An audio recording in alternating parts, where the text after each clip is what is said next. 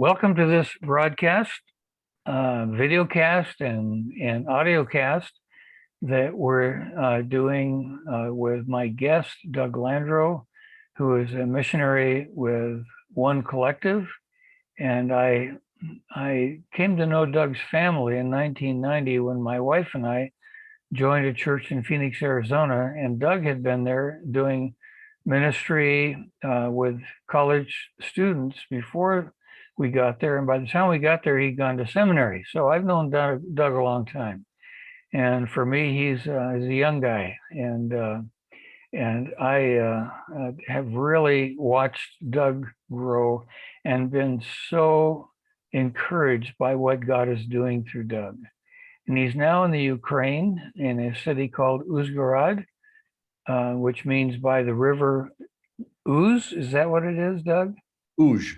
Uj. Okay, Uzhgorod. Okay. And Doug is with a ministry called One Collective. And so, Doug, tell us about that ministry and what it does. Well, One Collective is a community transformation organization. And our vision is communities and people transformed through the power of Christ. And our mission is to bring people together. Our passion is that no one is invisible and everyone has access to food, freedom, and forgiveness. Amen. Their physical needs are met, their social needs are met, and they have heard about Jesus. Their spiritual needs are met as well. And so how large is One Collective? Where are you serving around the world? We're in 52 communities around the world, and we're going deep in those communities. We realize that, one mission organization cannot transform a community on its own. So our mission is to bring people together. And my role is a catalyst. I'm the catalyst in the community of Uzhgorod. And my role is to bring people together, churches, businesses, educational institutions, governments, other NGOs.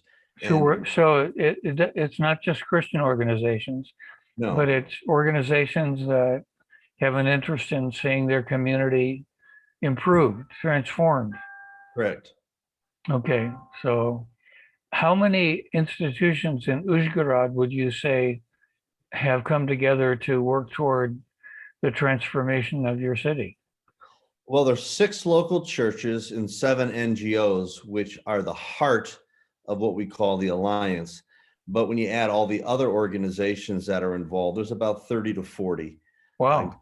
Including as a matter of fact, right now we are meeting with the city of Uzhgorod, their social services department. And they actually came to us and said, will you help us develop social services for our city? Wow. So my meeting is with them on Monday, and we're going to lay out what is it the city offers in social services. Right. So they've recognized that the Alliance is doing effective work, and the city wants help from us in helping them develop the social services. So how long have you as a mission organization been in Uzhgorod? Well, I've been in Uzhgorod for 12 years, but this community transformation project started about 6 years ago. In Uzhgorod? In Uzhgorod, yeah. Yeah, I just, would like to say to pastors and leaders that might be watching or listening that, sometimes it takes a while to establish credibility.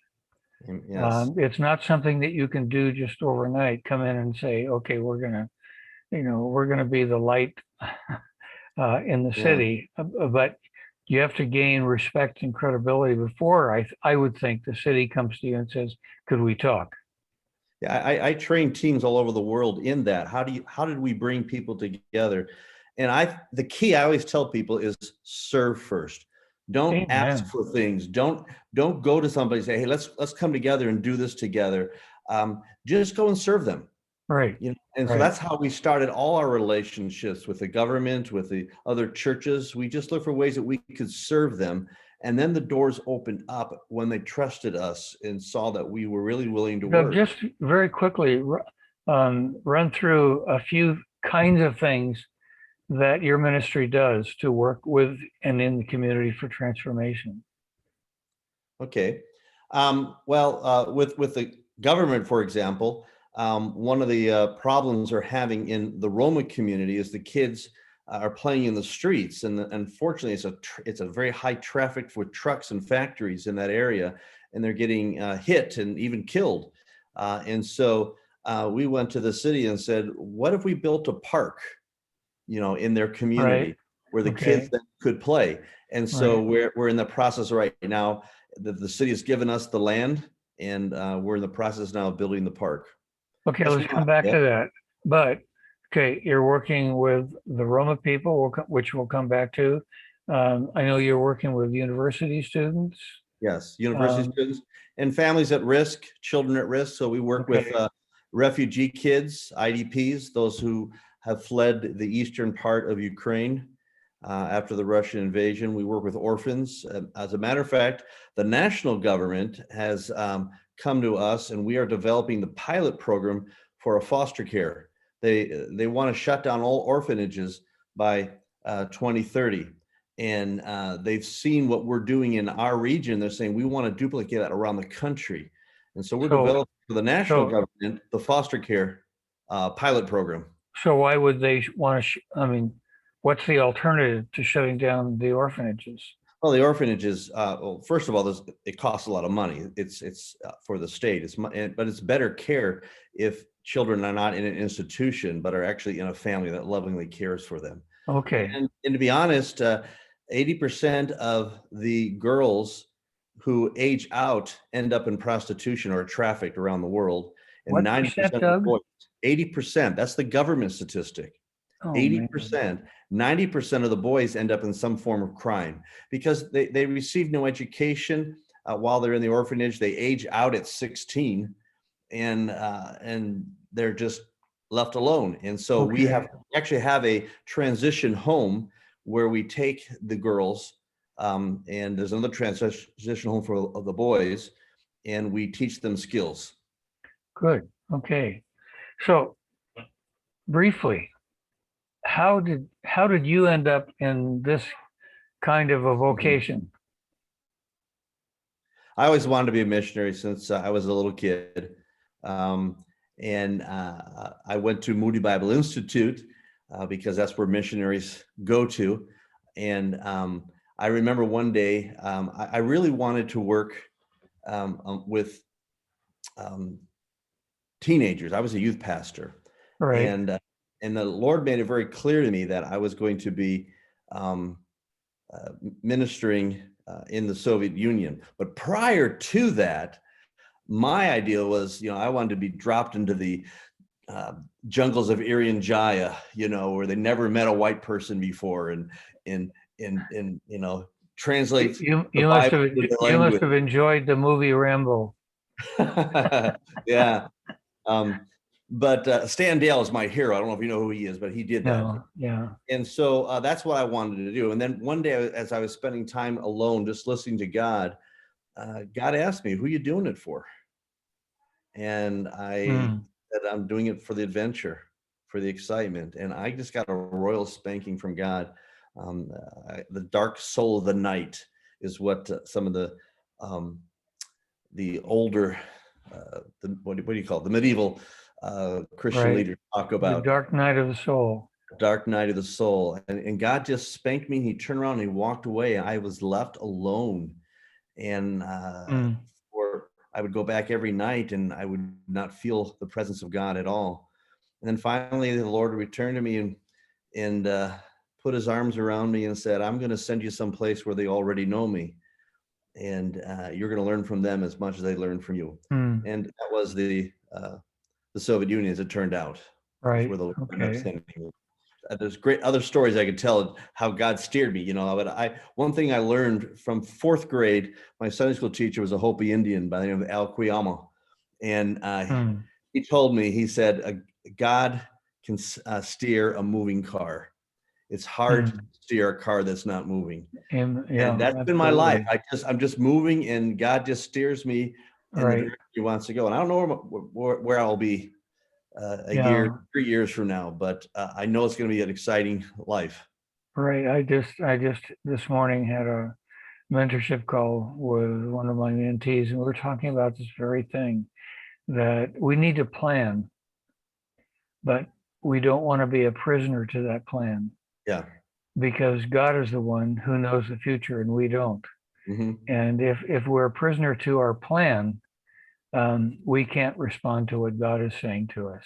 Yeah. And I hear that's exactly what you're saying, Doug. So, well, praise the Lord. So here you are now in the Ukraine, and you have a family that you've raised there, and one of the ministries that I'm particularly interested in, that you're engaged in, is with the Roma people.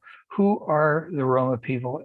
What are the big problems that they have, and what are you doing to mobilize the church in Uzhgorod to be the hands and feet of Jesus among these people?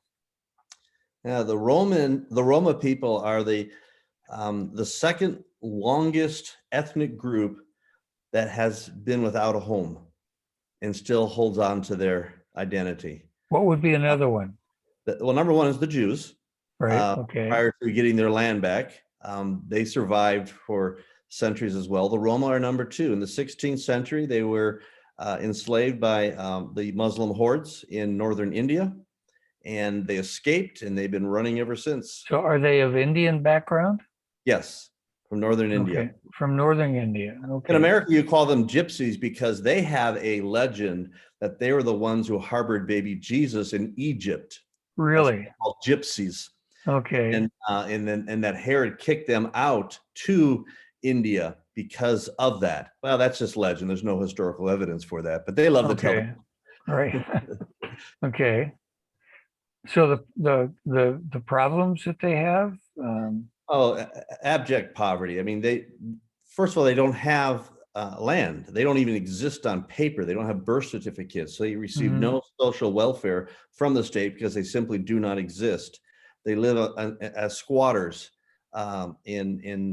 Basically, they took over the villages that were wiped out by the Nazis that were Jewish after World Really? War II.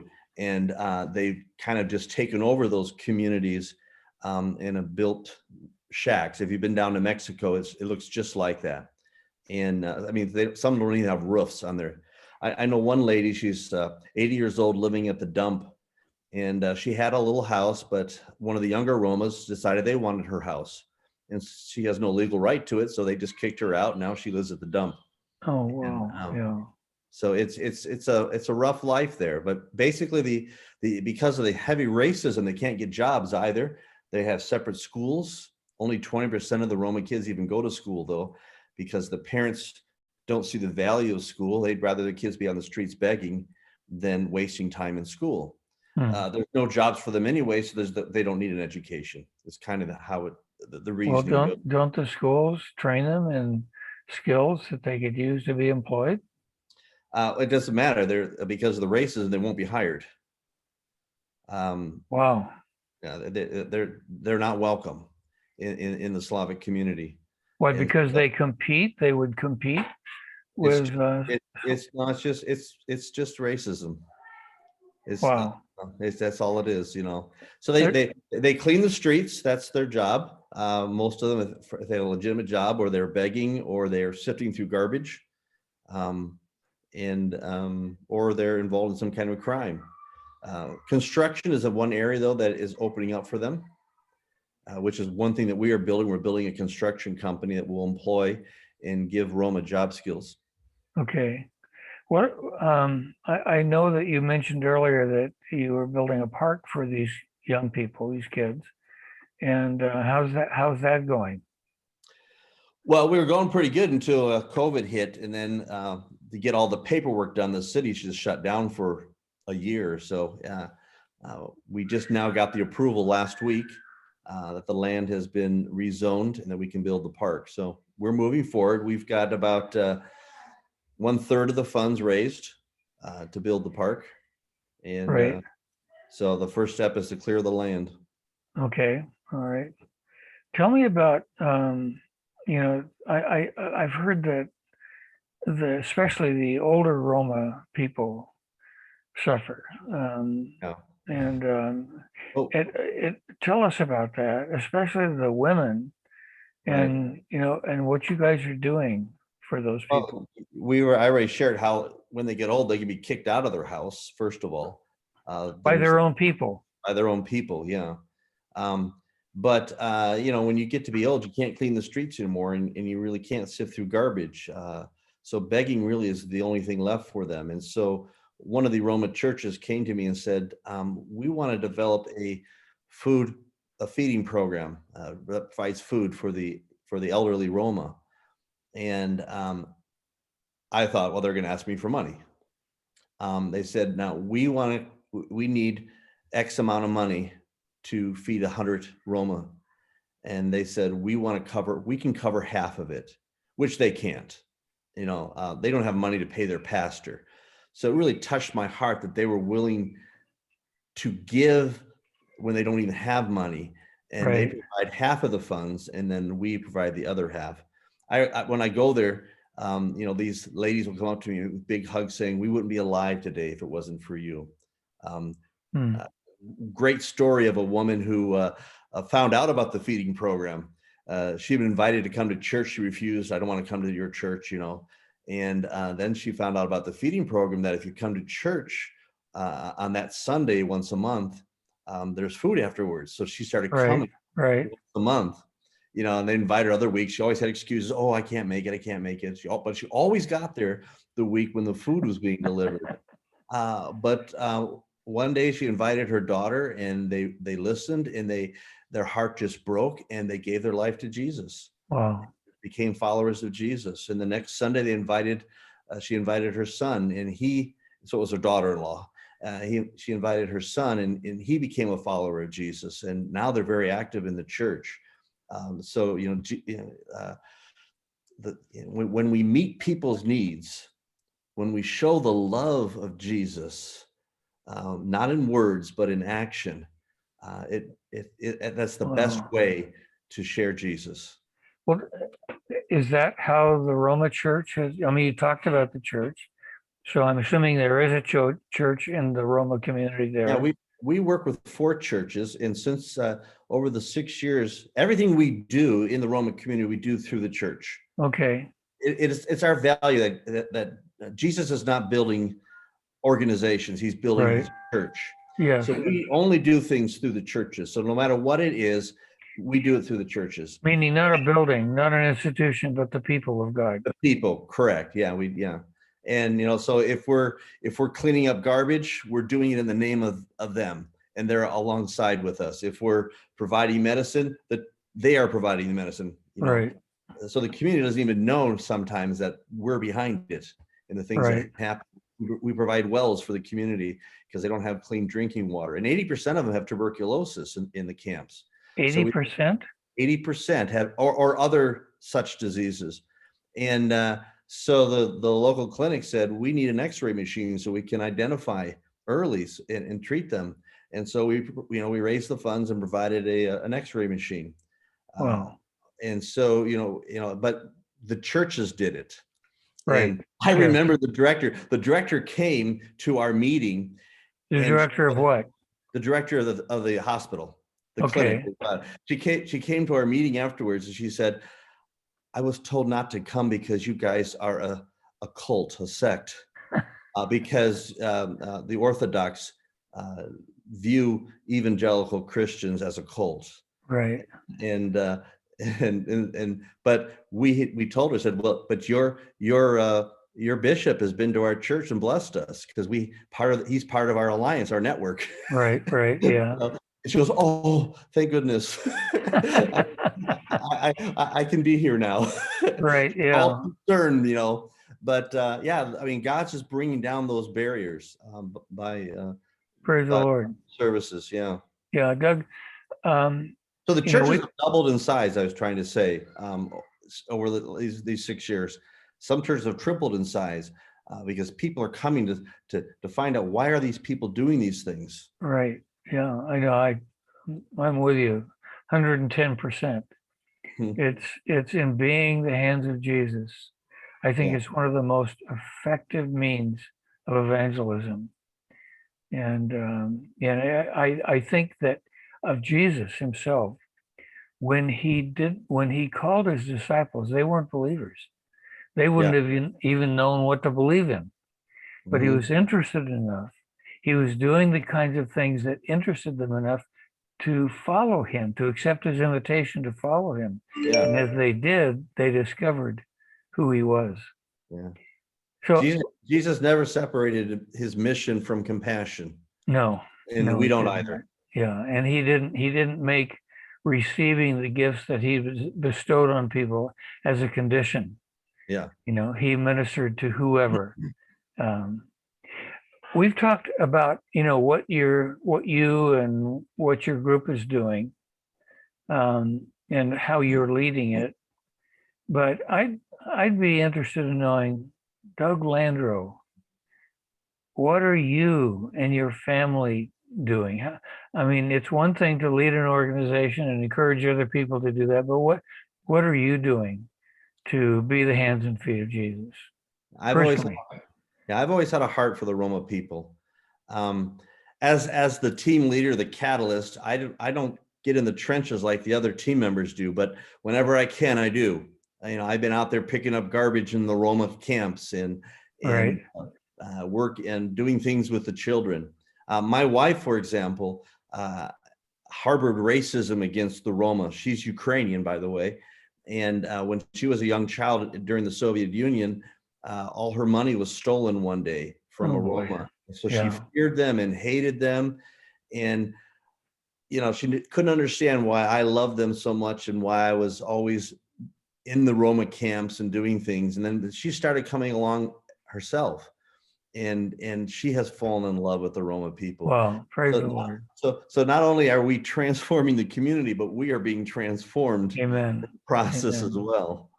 Yeah. I remember you telling me one time about picking up garbage, and one of the trucks that you'd hired to do that didn't show up. So Yeah. what did you do?